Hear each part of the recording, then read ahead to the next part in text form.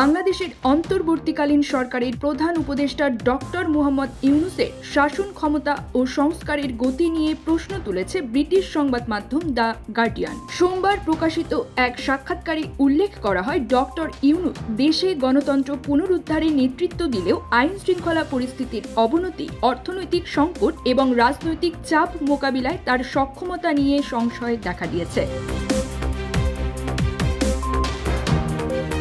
গত আগস্টে শেখ হাসিনার পতনের পর ছাত্র আন্দোলনের ডাকে ইউনূস সরকারের দায়িত্ব নেন। দ্য গার্ডিয়ান জানায়, হাসিনার 15 বছরের কর্তৃত্ববাদী শাসনে প্রতিষ্ঠান ও অর্থনীতি ধ্বংস হয়। ডক্টর ইউনূস দাবি করেন, হাসিনার শাসন ছিল ডাকাততান্ত্রিক, যা ব্যাংকিং খাত লুট ও মানবাধিকার লঙ্ঘনে ভরপুর। তবে তার সরকারের 6 মাসেও রাস্তায় অপরাধ বেড়েছে, সংখ্যালঘু নিপীড়ন ও জঙ্গি কর্মকাণ্ড উদ্বেগজনক পর্যায়ে।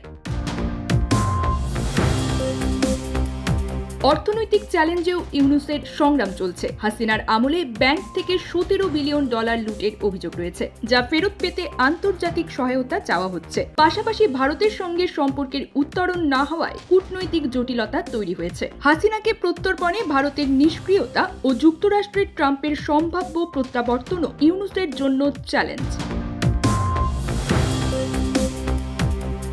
ইসলামপন্থী গোষ্ঠীর উত্থানও নতুন সংকট। হিজবুত তাহরির মিছিল ও কিশোরী ফুটবলারদের বাধা দান ইউনূস সরকারের নীতিকে প্রশ্নবিদ্ধ করছে। এই প্রসঙ্গে ইউনূস বলেন, সেনাবাহিনীর সঙ্গে আমাদের সম্পর্ক ভালো, নির্বাচনের আগে স্থিতিশীলতা ফেরাবো। তবে বিশ্লেষকরা মনে করছেন, 2025 থেকে 26 সালের নির্বাচন পর্যন্ত ইউনূসের পথ মসৃণ হবে না।